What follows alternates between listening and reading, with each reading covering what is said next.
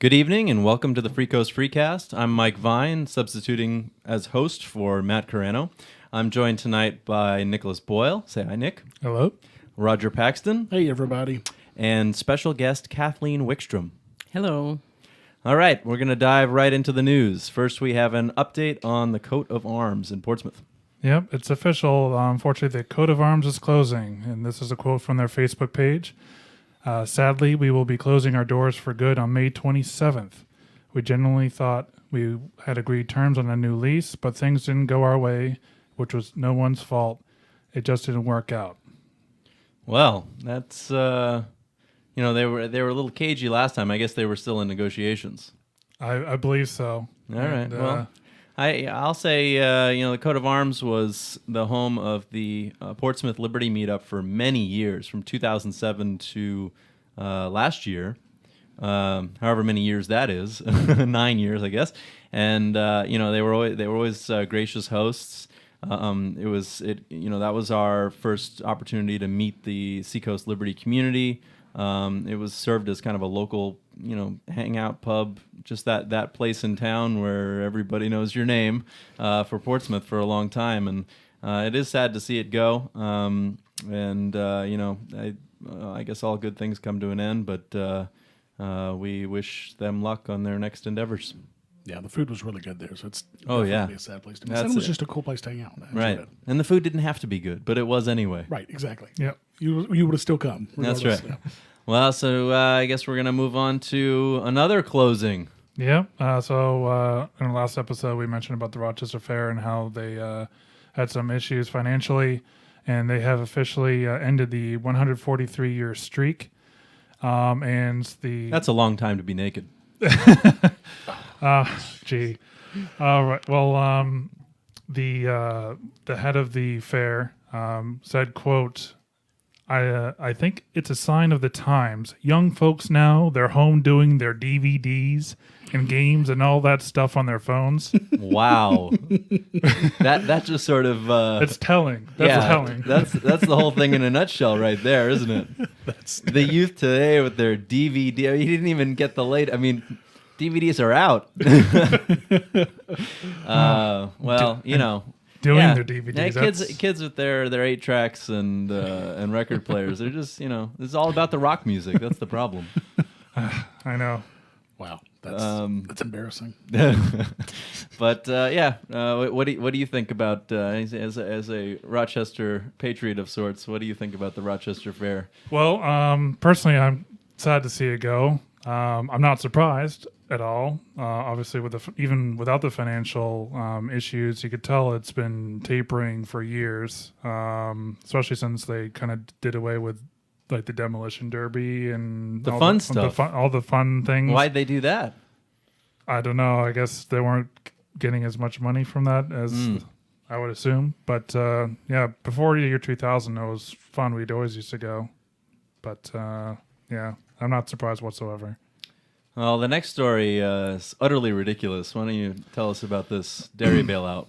Yeah, so Governor Sununu signed Senate Bill 10 into law on April 25th, effective immediately. This is a $2 million bailout of the dairy industry. Not only... Go ahead. He is going to lose news over this. We give Governor Sununu bonus news every time he does something good.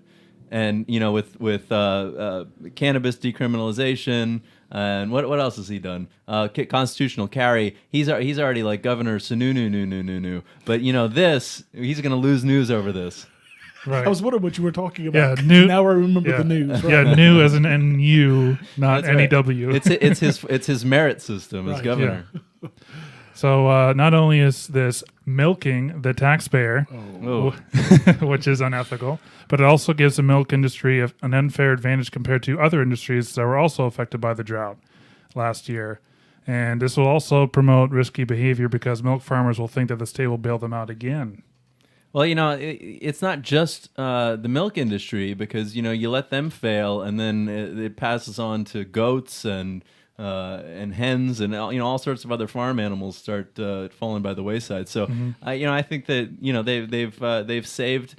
they've sacrificed farm principles to save the farm system.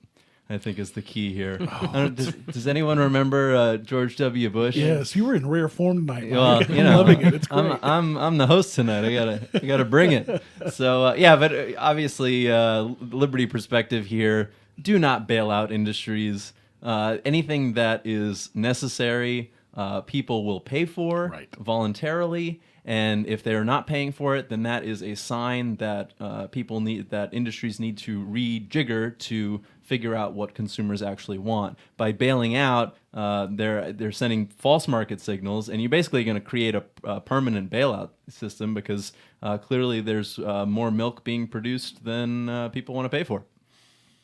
Right, and we're talking about something that everybody buys. We're talking about milk. Right. I mean, it's not like it's some, off-the-wall product. We're talking about milk. Right. Raise the prices a little bit, and you've got supply and demand will kick in. People will buy less milk, but, you'll be hopefully covering your costs. Right. There's got to be a way to cover your costs in such an industry without the government coming in and bailing you out. Well, that's one of the challenges of government is you have special interests. They can pay. I'm sure some portion of that bailout money is going straight to the lobbyists who lobbied for it. And, everyone else, are you going to go fight this issue? I mean, I think it's unjust. I think it's, it's a taking of people's money to transfer to these other people. But, who is going to pick this issue if it only comes down to, an extra couple of dollars out of your on your tax bill? So it's unfortunate, and it's corruption, and hope they stop it. You lose news, Mr. Governor. Taxation is theft. And then I guess, boy, this is a tough day. We have closings and a lot of sad stuff. But don't worry, we're keeping the good stuff towards the end. So okay. All right. You're bumming me out. But go ahead. I can take one more. All right. So Portsmouth city budget is increasing again, so the Portsmouth City Council is proposing a 2.13% increase in the budget for 2018 and a property tax increase of 3.99%. So, I'm sorry, Mike. There's nothing much more to say to that. Right. I'm sure you're not surprised. I'm speechless. I want to know specifically which additional services Portsmouth residents will be receiving for this increase. The parking garage. Well, didn't you agree to those services, Mike? I mean, didn't you sign to agree to those services? Right. The social contract. Yeah, I mean, Portsmouth actually, in their defense, though I don't want to defend them, as a as a municipality, compares pretty favorably to the surrounding. Some of the rural towns have tax rates that are double Portsmouth. Oh yeah, Milton. But the inevitable way of things is for these things to increase and grow and take on new responsibilities. Portsmouth City does a bunch of stuff that they don't need to do. It could be a much leaner city government, but instead, they just add to it. So, I'd like to see tax decreases. I think it's possible. And maybe spending decreases too. And spending decreases. And, one has to go with the other pretty much, or you're going to go in debt. Absolutely. So we'll see if they can muster that next year. Well, I will say, though, in Milton, New Hampshire, where we just moved to, the budget did go down. Now, of course, our budget is ridiculously high for a town of 4,500 people, but it did go down this year. So hopefully we can keep that trend going. And I feel like New Hampshire is one of the few places where that actually happens. I think you go to most places around the country, and a budget going down is just impossible. I mean, even in Washington, when they talk about a cut, what they mean is they're spending more less. Right. They're instead of going up by 5%, they're going to go up by 3%, and that's a cut. Right. They don't even think about actually spending less overall. Yeah, I was very surprised to see that at our first town hall meeting in Milton. I was very surprised. So I'm hoping that we can keep that going. It's a special welcome to you. Right. So that's good. But anyway, I can't possibly take any more bad news. So, Nick, do you have anything good for me? Yes. So another state rep switches to the Libertarian Party. Okay.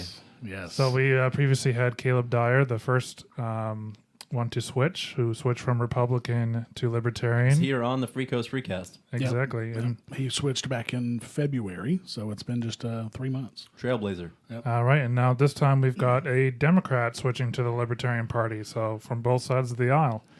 Joseph Stahlkopf former Democrat from Cheshire 4, which is in Keene, switched to the Libertarian Party on May 10th. And this was a quote from his speech in front of the State House. Personally witnessing the situation at Standing Rock showed me the danger of relinquishing power and authority into an institution, while my time in Concord reinforced the ineptitude that can exist by those in charge. I originally joined the Democratic Party in hopes of making a difference through critical thinking and my classical liberal viewpoint. Yet, with a lack of unbiased data in caucuses, as well as backlash on votes I've independently made, it seems there is no longer a place for me here. With a high regard for individuals personally working in their communities to implement positive change, I hereby transfer to the Libertarian Party. And, you know, a lot of, I think, the Granite State Progress kind of people are going to say that these are all Free State plants, you know. But well, I don't know it. Funnily enough, both of these guys, Caleb was not a Free Stater. He was a native. Right. Joseph Stalkop was not a Free Stater as well. Neither one of these guys are Free Staters. This is the first I've heard his name, you know, with this news story. And I'm pleased and impressed. But this was not a porcupine guy who ran on the Democrat banner, and this is he genuinely is making the switch. Well, he considers himself classically liberal, right. Which I mean, there is very libertarian in a lot of ways. He's not he's probably not 100 libertarian. He and I disagree on a couple of issues for sure, but he's certainly we'll work. Yeah, I mean, he's certainly very libertarian. I'm very glad to have him in the party. We were very thrilled to hear about it because, we always get that, we're just Republicans who like weed. Well, no, we're not. We pull equally from both sides. And polls, exit polls have shown that, and, major libertarian races that we do pull equally from both sides in most cases. I mean, this is just further proof of that. So now, and this is a kind of a silly statement, but I'm going to say it anyway, New Hampshire now has more sitting state rep libertarians than all the other 49 states combined. All right. That's not saying much, but I'm still proud of that. So. For our listeners who don't know, our own producer Roger Paxton is vice president, vice chair. Don't call me president. Vice ruler of right. the New Hampshire Libertarian Party. Right. So this is a little victory for you and for the LP organization. The LPs don't always have the best reputation, but I think in New Hampshire they're a bit more viable, especially since this sort of renaissance of you guys coming in and rebuilding the party. You're attracting, you're making real progress. Well, we're certainly trying to make a difference. We had about a year ago now, we had an election for the whole, I guess it was 6 months ago, we had an election to replace the entire executive committee and replaced it with, 5 of us who are really committed to making this party grow. And I think that that's something the party's been missing for a while is people, we had people who were stagnant and holding the same position because nobody else wanted to run for them and nobody wanted to do those jobs. Well, now we came in and we want to do those jobs. And all 5 of us, we had Daryl Perry is the chair. Brian McQuaid lives here in the Seacoast here in Milton. He's the membership director. Gilletta Jarvis is also in the Seacoast. She's our secretary. Tom, oh my goodness, I can't remember his last name now. He's our treasurer.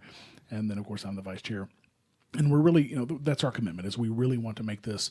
There's no reason why the Libertarian Party of New Hampshire should not be the most active and the strongest Libertarian Party in the country because we have this influx of libertarians because of the Free State Project and the libertarian nature of natives already. That's right. So, and that's our goal is to be the strongest one in the nation. Well, here. Hats off to you. So some bad news. Oh, man. I thought we were on a roll. So we're ending the news segment, and all right. There's bad news and then good news again. So all right.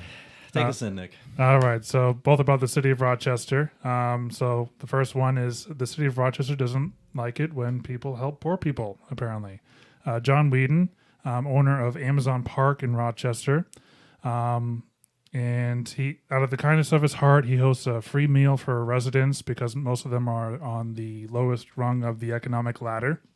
And the city of Rochester has told him to stop. Why? Because he doesn't have a license to hand out free food. And Rochester has an ordinance saying, free or not, you need to have a license to serve food and have a health inspector inspect at least annually. So now Whedon is applying to get a license and can't reopen the kitchen until at least June because the next course doesn't start until then. This is just despicable. And this reminds me of a meme that I shared yesterday. It's from Ohio. It was Iowa. Iowa. It was an image of a cease and desist order on Timothy's House of Hope. And it says, cease and desist order, the serving of meals to the homeless and other supportive services must cease immediately from these premises. I mean, these are people who literally could starve to death if they don't get some sort of service. Here's a guy who's willing to do it out of the kindness of his heart, and he's refused. And it's the same situation here for the Rochester trailer park. And what possibly how could they justify this? They say, well, you have to make sure that the food is safe. Well, people are desperate. So no one's making them eat there for sure. Right. And frankly, I don't even want them to inspect the normal restaurants. But we have to make sure that your food is kept at a consistent temperature, and you have to make sure you're wearing gloves and you're wearing your hairnet. Oh, come on. Right. Apparently, it's more healthy to not eat. Right.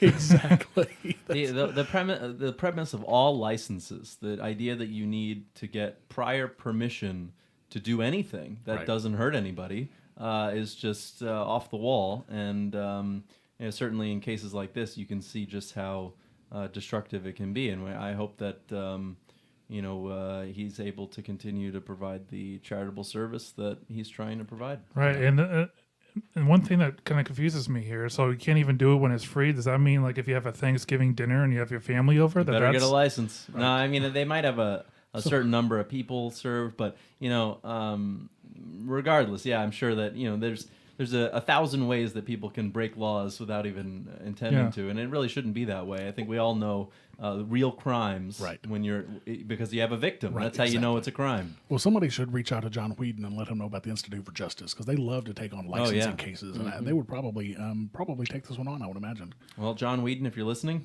go to ij.org. I think it's ij.org. Yeah. All right. Awesome. So okay, I can handle one more news item if it's good news. All right. So Rochester resident volunteers to repaint downtown.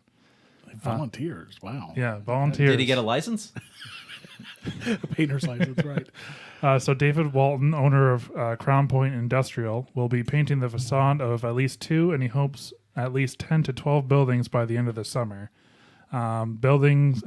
Businesses have offered their equipment so that Walton can accomplish the goal. And obviously he's getting the permission from each individual business before doing so. But he's a Rochester native. He's lived in the town his whole life, and he's sad to see the state of how the downtown area has become. And so he's using his own initiative. So no news if he's painting the town red. Oh, Roger. Hey, well, I can't let you have all the fun. Well, that's just a wonderful example of voluntary initiative. People, I think, the tendency is for everybody to lament these kinds of things. They consider it, someone else's problem, and you just got to applaud people who say, you know what, I can make it my problem and I can fix it. And these things have knock-on effects that you can't always imagine. The every day passing by a dilapidated building versus a well-painted, well-maintained building, it changes the whole character of a town over time. So, it's a serious thing, and well, it reminds me of stories that you hear every once in a while of people who will pave their own roads or fix potholes in their own roads because the city just won't do it. Right. But it sounds like this is not a city issue; it's more of the local business issue. But even still, it kind of reminds me of people who kind of take that initiative on their own. Of course, a lot of times when they do things like that, the government comes down on them. But right. Well, most people are just coasting through life, which relates to our next email. Yes. So Christian emailed us in regards to the Coast Bus story we had from last episode. Right. Quote, the coast funding issue is even worse than you think. The plan by the Rockingham Planning Commission is to have them be the single source for all federal funds in our region. Then they distribute them to other organizations. Coast's goal is to get as much money and grow as large as possible, just like government. I actually work for the Rockingham Planning Commission, so I see all this stuff internally. Wow, we got the insider's take.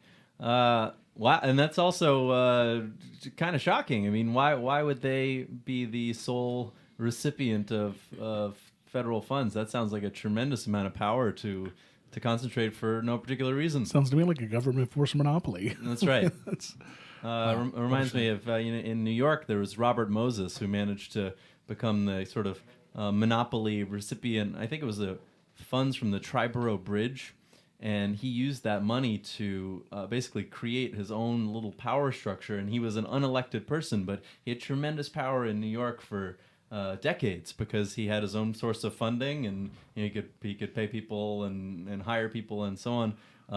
And was really with no accountability. So yeah, that can be really dangerous. It's unfortunate again because Coast started, as far as I know, as really a kind of a grassroots, bottom up. We need mass transit on the seacoast, and has become this recipient of largesse. But well, thank you, Christian. I appreciate the letter, and keep listening. And maybe you'll come hang out with us at Freecoast Festival.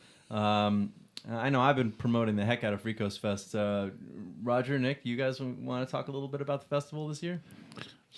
Go for it, Nick. Sure. It's the best time of the year. I thought that was Christmas. No, It's the most wonderful time of the year. It Freecoast is. Festival. When is it this year? It is September 8th through 10th, and we'll be having a cruise again. And we'll have, is his name Jake DeSillis? That's right. Straight to Silas. And his wife Heather, I believe. Hannah. Hannah, sorry. Hannah Brand. And if you don't know, they do the Voluntary Life podcast. And what was the other podcast? Becoming Who You Are. That's right. I've never actually listened to that one, but I hear it's really good. But I listen to Volunteer Life every single week. It's very well done. They're both wonderful. Yeah. Yeah, and so we're doing the Stone Church on Saturday in the afternoon, and then in the evening we'll be doing the cruise where they'll be speaking. As much as I loved the cruise last year, and I did, the cruise was fantastic. I think the Stone Church was my favorite part of the event last year, and I say that because there were so many different types of things. You had the different speakers and the debate we had and things like that. I really enjoyed the Stone Church. That was spontaneous debate. So I stood up there and challenged all comers. I'll debate any topic on a whim. And I won a couple, lost a couple. Yeah, you lost the big one, right? His taxation. Surprising, yeah. Right? Thanks to that one wonderful audience member. But yeah, we have a lot of fun, and we may still do a live recording of the Freecoast Freecast there. We will be, and Hannah Brame is doing her keynote speech at the Stone Church, while Jake is doing his on the boat. So and there's plenty of festivities if you want to do a standard ticket, which is $30 for the weekend. Right. If you want to do the cruise portion, that's another $100, but you are getting a catered dinner cruise with the featured keynote of Jake DeSillis. It's either way you go, you can't really lose. Right. And there's Entrepreneurship Day, which is Sunday, and then on Friday there's like some sort of hangout. Yeah, social gathering at the Praxium. There's going to be food provided even, which is great. Some film screenings. There will be some film screenings earlier that afternoon, early evening, and late afternoon, early evening, and then going into the social event after that. Listen, we won't belabor this every episode, but if you listen to the Freecoast Freecast, you need to be at Freecoast Festival. Yes. That's all there is to it. So moving on, we have joining us a special guest, as I mentioned, Kathleen Wickstrom. And we're going to be discussing with Kathleen the concept of private cities. Now, Kathleen, why don't you start and just tell us very briefly who you are and what's your history with liberty and what brings you here? Okay. Well, I've been involved in the libertarian movement for a long time. How long are we talking here? Right.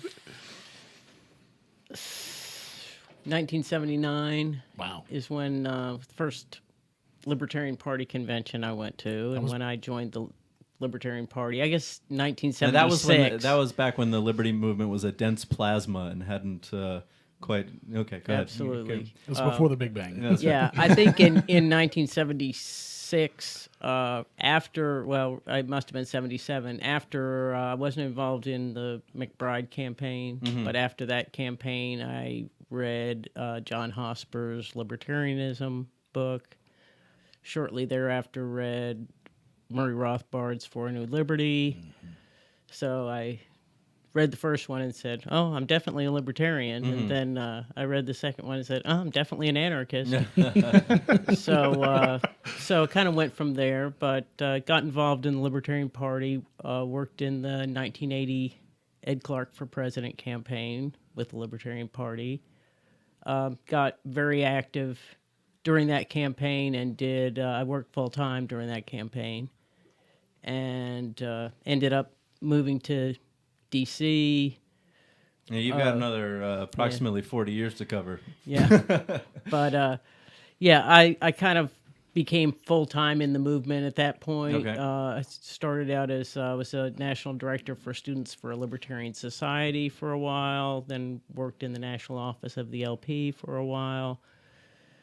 Decided to kind of become a freelancer person and started doing typesetting and publication design for various libertarian organizations. And you ran Laissez-Faire Books for a while, right?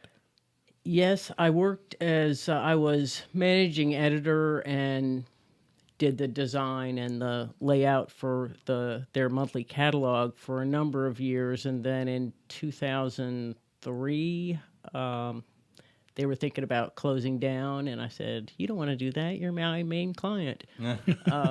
So made a proposal to them to move the whole operation to Arkansas, which is where I was living at that time, and let me see if we could not lose so much money. Mm-hmm.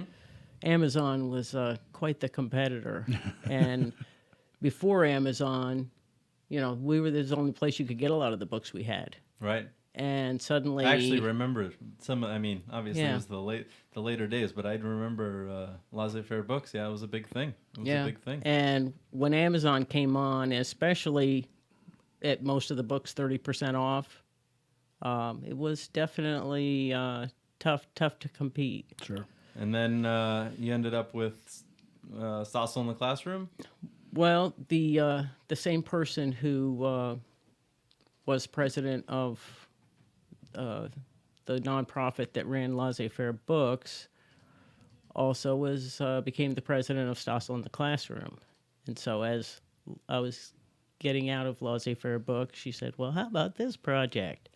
So, I've been doing that ever since, mostly just trying to get free market curriculum into public schools and private schools and home schools as well, but they're a little easier than the public schools. So we've been putting out, every year we come out with a new DVD full of Stossel segments and a teacher's guide that goes along with them and extra activities to do, little worksheets and stuff like that. So That's wonderful. I mean, that work, John Stossel, he's mentioned before in talks that, he had a pretty cushy job at 2020 at ABC, and, they didn't ask too much of him. He said he used to play, volleyball in the middle of the day in Central Park. And then, he took really a much harder job trying to explain these ideas at Fox Business and have this show and get these ideas into classrooms. So, definitely, it's great work that you and you and that whole organization have done. So, private cities. You want to talk about private cities? What are the thoughts that you have for us? Well, primarily, I'm trying to come up with some good projects to work on now that I've got a little bit more time, and once I finally got settled into New Hampshire. And I'd like to do something big as opposed to something small. But, of course, all my ideas of big things we could do are not things I can do by myself. So I have to talk some other people into thinking it's a good enough idea to actually pursue it. And starting a private city in New Hampshire would be my number one choice of a project if we can get enough people behind it. How do you define a private city? What are you thinking? I am thinking that it would be a city that was privately owned, and would require no government services. So would have its own police, if you want to call them police, provide its own security. There wouldn't be a public school. The residents of the city would not attend government schools. there would hopefully be various choices of private schools or homeschooling or whatever in the city. Can I ask you some questions about Sure. it, or do you have a okay? Certainly some of our listeners are gonna think, a lot of questions come to mind. Is there one private company that owns the whole city, Well, or would it be multiple owners? that's one of the issues that would need to be addressed. I've been kind of kicking around the benefits and negatives of doing it one way or the other, but the fact is, it's really going to depend on the investors. Okay. If we can find an investor that wants to buy the land and run the city, basically own the city and rent out homes and businesses and whatever, it really, we talk about, letting the market decide. Sure. And it's certainly, when you come to something like this, it reminds me of in For a New Liberty, Rothbard over and over would say, well, this is how private police could work. Mm-hmm. But often he would remind the readers that this is how it could work, but someone else might have a better idea than me. Now, the next question is, all of New Hampshire's land is currently claimed by existing towns, municipalities, and which are public and have their own rules. Do you have any ideas about how this city would it be able to opt out, or well, that would be opt out? The plan. I think what really would have to be done is find investors that would be interested in investing in a city like this, and figure out what are the kinds of concessions we could get from the government that we could possibly get through.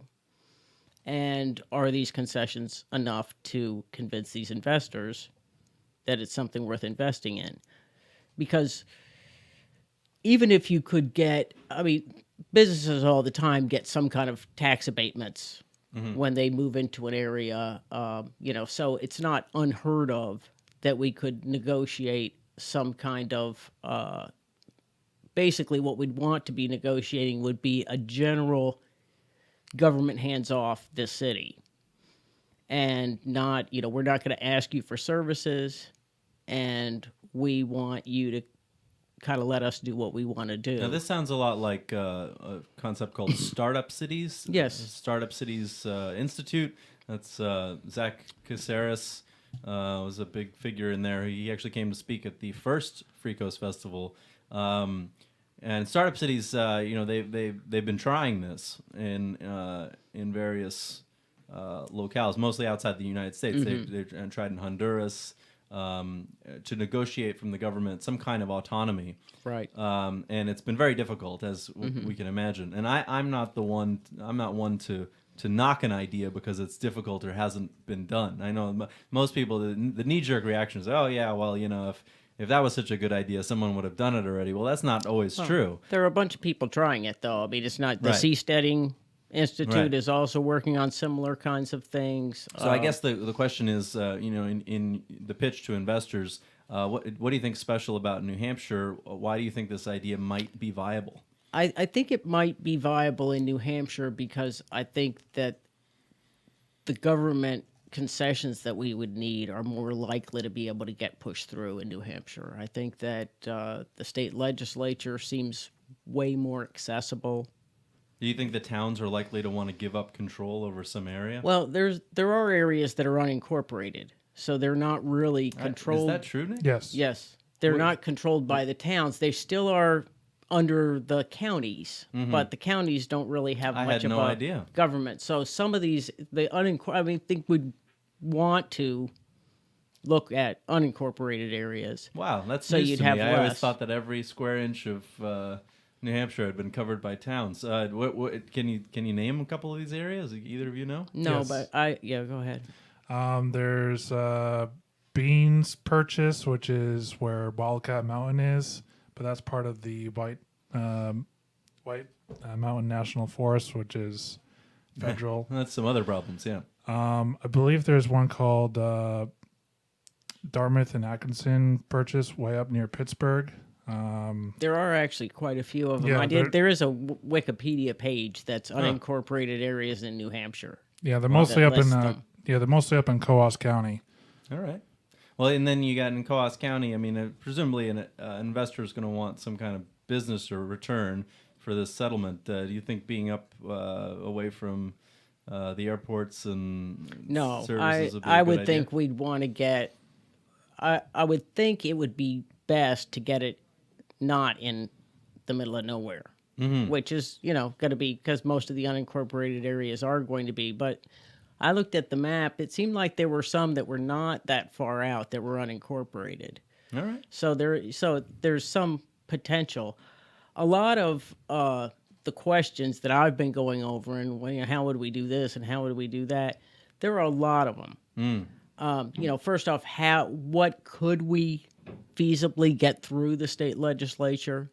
What would investors absolutely require to make it worth their while to do? A lot of that is going to take some work and some research. Where would we find the investors? How do we interest them? There's so many moving parts that this isn't something that I can devote the time and research it would take to figure out if it's, because right now I think it might be possible. All right. I'm not saying, oh yeah, let's do it, we can do it. It might not be possible, but it's going to take to even see if it's possible and see if it's something worth pursuing. I'd really like to get some more people. First off, if it is possible, it's not possible with just me doing it. So if I can't get a dozen people that think this is an idea they'd really like to put some effort into, I need to come up with an idea that's easier All right. or more convincing to that- more people. I was going to ask you, what's the next step? It sounds like you're seeking to get the word out so you can Exactly. get I'd people who are like to see interested in the people site. that are interested in this idea to get in touch with me. All right. And how do they do that? I can give you my email address. That's Okay, probably we'll the best. Put that in the show notes if Okay. you want to. We'll make sure just that's put it in the show notes. Yep. That's good. And there are pieces of this that could also be projects that would be easier, perhaps. One of the things I like about the private city is I would like it to be where you need a warrant to get into the city if you're a policeman. You can't just, we've got our own police, security, threat management, whatever you want to call them. And if, you have no authority in this city unless you come in with a warrant.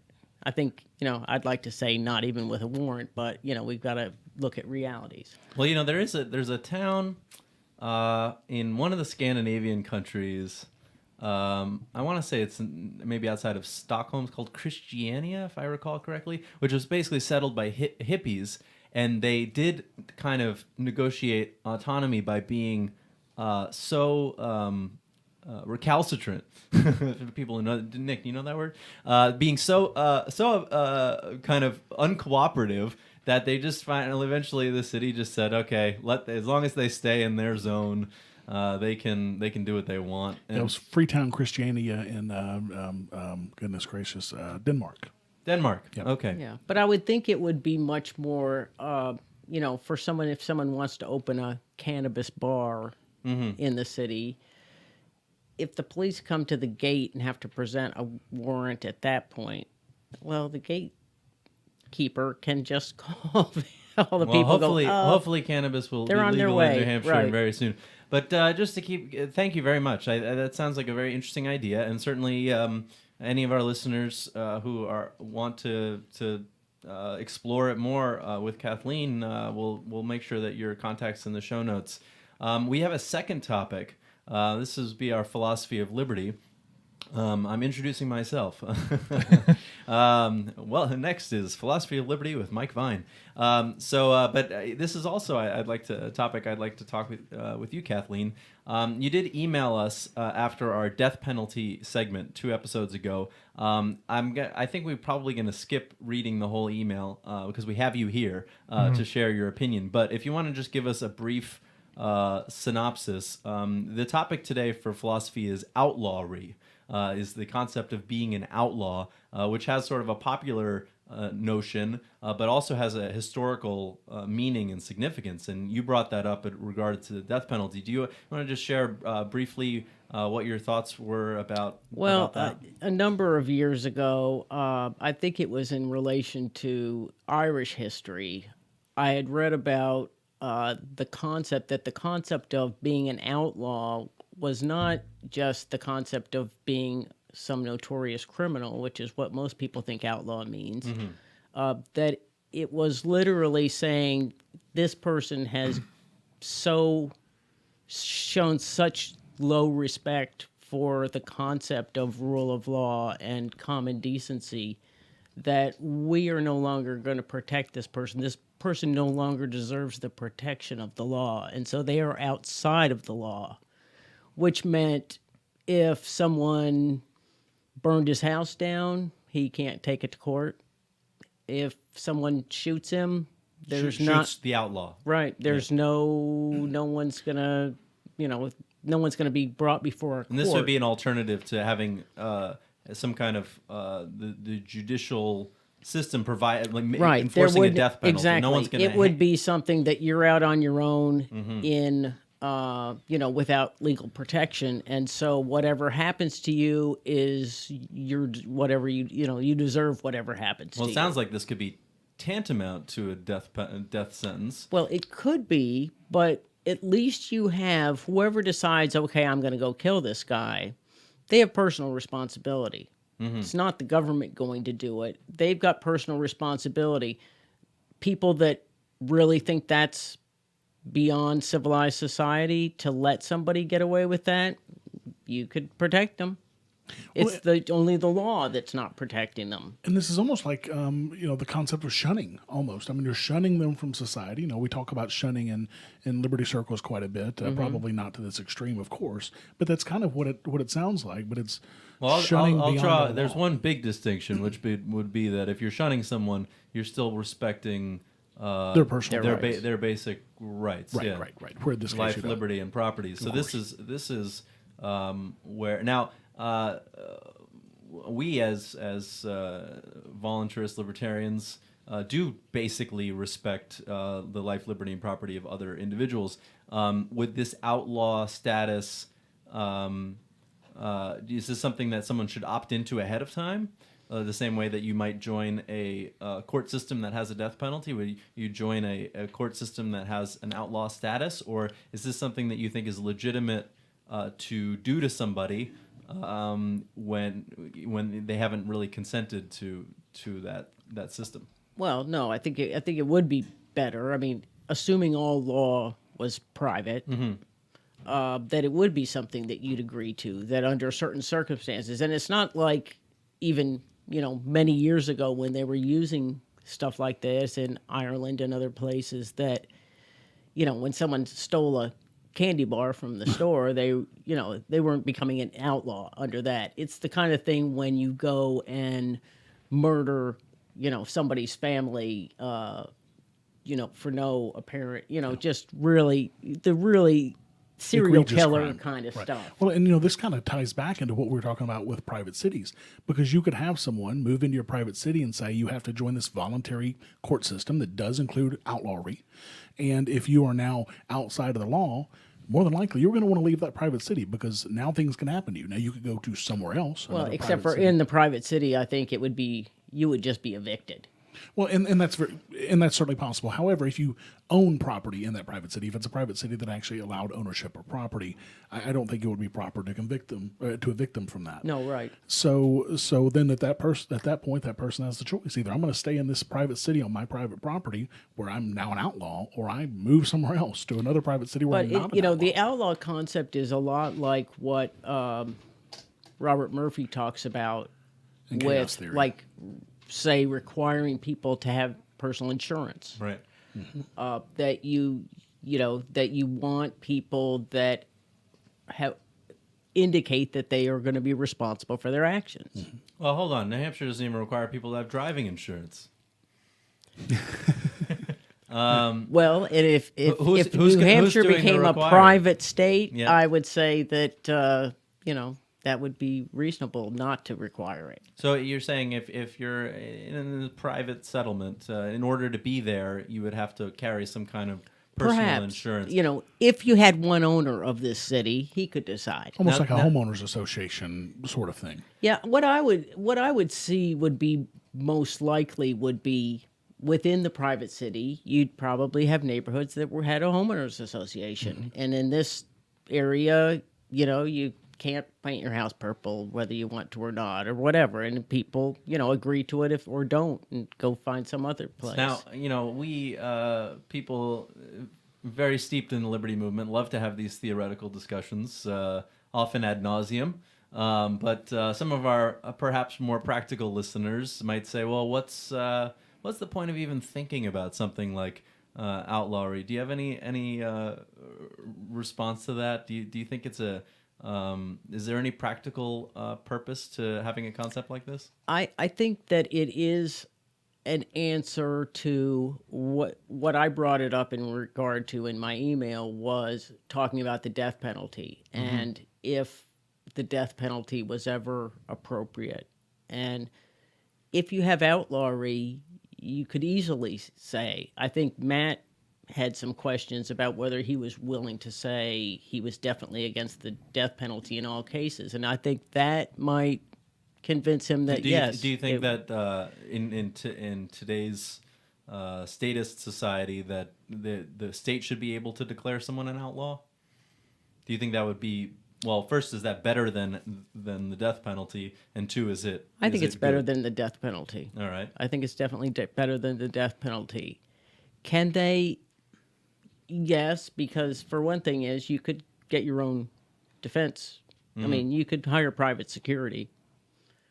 So it's just you're just out of the system. But they'd have to make that legal to have a compete, because they tend to frown upon that. As far as how it would work in a government, I'm not much interested in figuring out how to work things in government societies. Okay. I'm with you on that one. Nothing works in government societies. Absolutely. It's just a question of how much bad they do and trying to keep it down to a lowered amount. And you talk about that you've said ancient Ireland. You also mentioned early Germanic law, Roman law. So this concept of outlawry has a lot of precedent in history. Do you think we are currently kind of unusual for not having an outlaw status in our society? Well, certainly not currently, because I don't know of anywhere where it's still currently done. I think the reason it's what got outlawry to go away was that the government decided we want control over all that kind of stuff. Sure. So we'll have death penalties to play devil's instead. advocate, some people, and this is a common objection to a lot of private law theory, isn't that chaotic to just, you have these people who are designated outlaws that can live and, it's sort of function, and then it's up to someone, especially if these people are murderers or, violent criminals, and then it's up to someone to basically take care of them. Do you think that's an acceptable level of chaos? Is that? I think it is. Okay. I can see why a lot of people would think that sounds really chaotic, but I don't. It's not like the government just gets all these people and does something appropriate with them. I mean, someone has to deal with criminals, and there are different ways of doing it. I think it's better than putting people in prison. To the shunning kind of thing, or you're not allowed it. You've lost your right to stay in this society. You're out. Go somewhere else where Send people him to don't. Australia. Right. Well, go somewhere else where people don't know about you. And the thing is, that was easier to be done years and years ago than it is now. We didn't have, because now people are going to know. And I just don't see much advantage to being a criminal in a society like that. my issue with it, I mean, I agree fully with shunning, and it's something that I absolutely believe that a society should be able to decide, I should be able to shun people from my property, and businesses should, and what have you. I think that I draw the line at outlawry to the point where you can now physically go and kill this person who may not be harming anybody at that moment. You're not defending anybody. You're not defending your property. You're not defending a life. I think that goes a bit far for me, but I absolutely go up to the point of shunning without question. Right, but you look at it in, say you're in an anarchist society, and somebody rapes your daughter, and then you shoot the guy. Not while he's raping your daughter, Sure. 2 days later, you shoot him in the head. What happens in an anarchist society? I think that some, depending on what legal structures have been set up, and, you certainly could be taken to court. Would some people, maybe jury nullification would come in? I mean, the thing is, some people are going to think, I don't think this guy should be punished for it. Right. Some people will. The people that think you should be punished for it, if you get away with it, they're going to shun you. Right. It's sort of like society decides, what do we accept and what don't we? And you take a risk. And everyone gets to make their own decision. Sure. And then you have to deal with the consequences Right. of the And decision. the thing is that somebody, people that think that there's no excuse ever to kill somebody, is particularly if it's not a matter of defense, I would think that those people would gather around somebody who they thought was in danger. Well, I would ask people like that, would you kill baby Hitler if you had the chance, or baby Stalin? The vast majority of people probably would say that you would, if you could do something to stop a situation like that, if he were not in the process of doing it, then you would. So yeah, except for that, well, baby Hitler, he wasn't destined to become adult maybe baby Hitler. Hitler's a bad example. Maybe taking him and raising him better than his parents did. Oh, that's a compassionate. Dressing him in men's clothes instead of women's clothes. Baby Hitler was a bad example. Maybe Hitler, who had stopped doing what he was doing, but had already killed 6 million people around the world. Could you then still kill the guy for his heinous actions? Most people would say sure. That See, he should the other suffer thing for is that when you're talking about heinous actions, in an anarchist society or in the private city I envision, as long as you were willing to make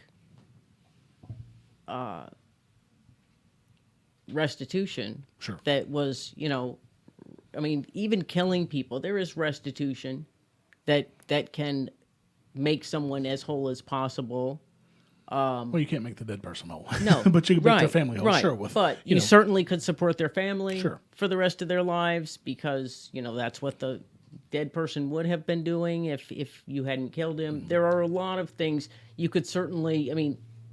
Obviously, you need to do more than that to make up even to some extent. But ask the family: would the family rather let him, if he's willing to make this restitution, would they rather him rot in a jail and they have no money, or would they rather give him a second chance? I'll tell you, that's a good point that we can, I think, wrap up on is the current system really gives the victims very little choice. Very little. Well, and sadly, it generally makes victims a double victim, because now you're paying for the criminal who victimized them to be in prison. Right, and usually drawn out trials Sure. and all sorts of horrible things. And just that concept. What if the victims could decide if they would rather have a monthly check, have this person work and pay them back for whatever the crime is. It's a little more complicated with cases of murder and things of that nature. Right, but even then, it identifies the people that say, "No, I'm not going to make this restitution." Those are the people that are more likely to deserve the outlaw status. Gotcha. Well, that's very interesting. Good follow-up to our death penalty segment. Thanks for writing in, Kathleen. And certainly, if anyone wants to keep exploring this, you are welcome to write to us at freecast@gmail.com. Nick will happily receive your letter and read it in between researching General John Stark, who is the subject of today's history segment. Take it away, Nick. Live free or die. Death is not the greatest of evils. Quote from General John Stark. Hey, So- that's on my license plate. Yes, it is. So in 'Statist. In 1728, he was born in Londonderry, which is the house where he was born is actually now in Derry, New Hampshire, to Scots-Irish immigrants who left Scotland because of the Test Act, which I can go into if you'd like. No, it's okay. Okay. And then left Derry in Northern Ireland. When Stark was 25, he joined the Rogers Rangers during the 7 Years' War, otherwise known as the French and Indian War. Rogers Rangers was an independent ranger company of light infantry, not part of the regular army, tasked with mainly reconnaissance as well as conducting special operations against distant targets. This is just a bunch of guys in camo that took it upon themselves to do a little bit of recon. Right. It's basically a private militia that he was part of. All right. After that war, he retired as captain in 1763. Then when the War for American Independence came, he immediately went back into the military after the first shots. He led 800 men, which he organized quickly enough before the New Hampshire provincial legislature could, which was the largest group in Massachusetts or New Hampshire. He was given the rank of colonel of the 1st New Hampshire Regiment. He fought at Bunker Hill. His son, who was 15, fought at the battle as well. Wow. They grew up early back then. And then George Washington asked Stark and his men to join the Continental Army, and he agreed. Stark was with Washington at the battles of Princeton and Trenton in late 1776 and early 1777, respectively. Washington asked Stark to go back to New Hampshire to recruit more men. When he gets back there, he finds out that fellow New Hampshire Colonel Enoch Poor was promoted to brigadier general, even though Poor refused to march his militia at Bunker Hill and kept them at home. Wow. Yeah, I'd be upset too. It's like, what? So he resigned in March 1777 in disgust, but pledged future aid to New Hampshire if it should be needed. Not the Continental, Right. The United States.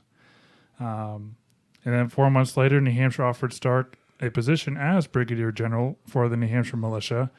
He accepted on the strict condition that he wouldn't be answerable to the Continental Army,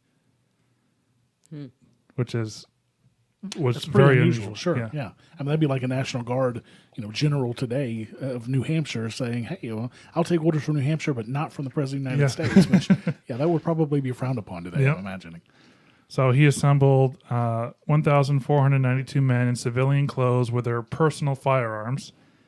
And he was stationed in southern Vermont in 1777. General Benjamin Lincoln of the Continental Army, who Stark also didn't think deserved his position, told Stark to reinforce Schuyler's army on the or Schuyler's army on the Hudson. Stark said no and stayed in southern Vermont.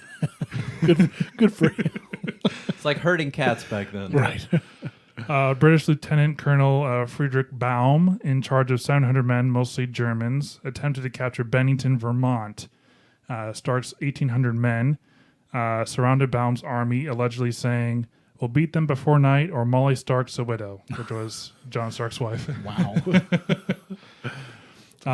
Baum was killed in the battle, and Baum's men gave up. Reinforcements arrived for the British, but Seth Warner's Green Mountain Boys came and forced them to withdraw. Historian Mark M. Boatner wrote, quote, "As a commander of New England militia, Stark had one rare and priceless quality. He knew the limitations of his men. They were innocent of military training, undisciplined, and unenthusiastic about getting shot." That kind of describes Aren't we every human all? being in the world. I know, right? With these men, he killed over 200 of Europe's vaunted regulars, with a loss of only 14 Americans killed. Yeah, those are the ones that didn't mind getting shot, I guess. Yeah. The Battle of Bennington and the subsequent Battle of Saratoga changed the direction of the war. Britain couldn't isolate New England and was the catalyst for the American victory. And after the war, Stark retired to his farm in what is now Manchester. At the time it was called Derryfield. He is probably the only true Cincinnatus of the Revolutionary War generals, as he is the only one who truly retired from public life. You want to explain that a little bit? Yeah, Sure. Cincinnatus was, I believe, a Roman general who fought in the war, and after the war, he just became a farmer. I think he was pronounced dictator, which was when Rome was in war mode, they would appoint a dictator. Oh, yeah, that's for correct, a 6-month term, and it was always a kind of a tricky thing because they wanted to have that single commander in chief, if you will. But then at the end, they got to give the power back, and he was celebrated for doing just that and saying, "I'm done and I'm going to go farm." So in 1809, Stark, then 81, was invited by a group of other veterans to Bennington, but had declined due to ill health. And I'm going to read his letter because it's awesome. All right. My friends and fellow soldiers, I received yours of the 22nd instant containing your fervent expressions of friendship and your very polite invitation to meet with you to celebrate the 16th of August in Bennington. As you observe, I can never forget that I commanded American troops on that day in Bennington. They were men that had not learned the art of submission, nor had they been trained in the art of war. But our astonishing success taught the enemies of liberty that undisciplined freemen are superior to veteran slaves. All right. And I fear we shall have to teach the lesson anew to that perfidious nation. And 3 years later, the War of 1812 happened. Nothing could afford me more pleasure than to meet the Sons of Liberty on that fortunate spot. But as you justly anticipate, the infirmities of old age will not permit. For I am now 81 years old, and the lamp of life is almost spent. I have of late had many such invitations, but was not ready, for there was not oil enough in the lamp. I have to remember that one. After a long day at work, there's not enough oil left in the lamp, honey. I'm sorry. You say you wish your young men to see me, but you who have seen me can tell them that I never was worth much of a show, and certainly cannot be worth seeing now. In case of my not being able to attend, you wish my sentiments, then you shall have them as free as the air we breathe. As I was then, I am now the friend of the equal rights of men, of representative democracy, of republicanism, and of the Declaration of Independence. So he wasn't perfect. Correct. The great charter of our national rights, and of course the friend of the indissoluble union and constitution of the states. I am the enemy of all foreign influence, for all foreign influence is the influence of tyranny. This is the only chosen spot for liberty. This is the only republic on earth. Well, he was close there. He said that all foreign influence is the influence of tyranny. And I agree with that. All foreign influence from the individual is tyranny. Right. He just didn't go quite as far as I did. He forgot Washington. Right. They tend to do. Right. That foreign influence. Yep. Exactly. You well know, gentlemen, that at the time of the event you celebrate, there was a powerful British faction in the country called Tories, and a material part of the force we had to contend with was, at Bennington, Hoosick Tories. This faction was rankling in our councils till they had laid the foundation for the subversion of our liberties. But by good sentinels at our outposts we were apprised of our danger, and the sons of freedom beat the alarm, and as at Bennington they came, they saw, they conquered. But again the faction has rallied to the charge, and again they have been beaten. It is my orders now, and will be my last orders to all volunteers, to look well to their sentries, for there is a dangerous British party in this country, lurking in their hiding places, more dangerous than all our foreign enemies, and whenever they shall appear openly to render the same account of them that was given at Bennington, let them assume what name they will, not doubting that the ladies will be as patriotic in furnishing every aid as they were at Bennington in 77, who even dismantled their beds to furnish cords to secure and lead them off. Wow. Turn on my bed so we can tie these guys up. Yeah. I shall remember, gentlemen, the respect you and the inhabitants of Bennington and its neighborhood have shown me. Till I go to the country from which no traveler ever returns, I must soon receive marching orders. John Stark. P.S. I will give you my volunteer toast. Live free or die. Death is not the greatest of evils. So that's obviously not the origination of that quote. Do you know the origination of that quote? I mean, where did he say it initially? That is the initial. Oh, that is the initial. Oh, okay. I thought that Yep. was him referring to him saying it previously. My mistake. No, that's where that came from. Okay. So, but there are other people in history who have said similar things. Yeah. Well, that is a New Hampshireman. Yeah. Yes. I mean, you know, they were classical liberals. It was a time where the full liberty philosophy hadn't been fleshed out yet, as far as many of us are concerned. But for their time, I mean, that was very radical. Yeah. Last thing I want to say is that he lived until he was 94. And he died in 1822. That's crazy. That's for an that time. unusually long time. He had way more oil than he thought he did. Right. Yeah, he did. he He wrote that at 81. Yeah, he had another 13 years left. So it was, Kind of like the Hanukkah Yeah, I was about to miracle. say. That's right. was his middle name Methuselah or something? Yeah, well, what a guy. Live free or die. Yeah, it's, certainly that slogan. You know, it does shape the mentality around here. Yeah, It does, and it's interesting that didn't become the state motto until the 1940s. 1945. 45. I mean, that's such a profound statement that obviously everybody hears in school. I heard it when I was a kid. You'd think that they would have picked up on that a little bit sooner. But do you know what the motto was before 45? Well, I don't know what the motto. I don't know if there was a motto before that. I know that on the New Hampshire license plates, they only put it on in the 70s. Before that, the license plates used to say scenic.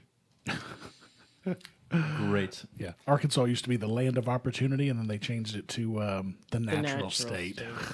Come on, land of opportunity is so much better. Anyway. They're like, They changed it to these but are not- real. Not as realistic. Right. Yeah. True. Not as accurate. Boy, do we have 2 Arkansans in here? We do, yes. I don't call myself an Arkansan. Well, you but weren't originally from Arkansas. You were from Michigan. lived there. Yeah. All right. I was actually born in Chicago. Oh, wow. No, there you go. Statist. Sorry. We are not defined by our roots. Okay, so thank you. That was a very, very interesting segment. I learned a little bit about General Stark, and he seems like a stand-up guy. We make the Freecast because we enjoy sharing news, knowledge, and fun with you. Yes, you in particular, dear listener. Each one of you matters, but any good relationship is a two-way street. So here's what you can do to become an active listener. Give us feedback. You can connect with us at our website, freecoastfreecast.com, or by emailing freecoastfreecast@gmail.com. This show's for you, so tell us what you want out of it. Spread the word. If you like the show, don't keep it to yourself. Write an iTunes review, share an episode on social media, write us up on your blog, or do something else creative to promote the show. You wouldn't believe how much encouragement we get out of a few minutes of your effort. Yes. And that is true. Become a sponsor. We don't do this for an income. All sponsorship funds go to support the activities of the Liberty community on the Free Coast. It's a great way to show that you care about what we're doing, and we'll be sure to thank you profusely on air. So thanks for listening. And for Nick, Roger, and special guest Kathleen, I'm Mike Vine. Have a good evening.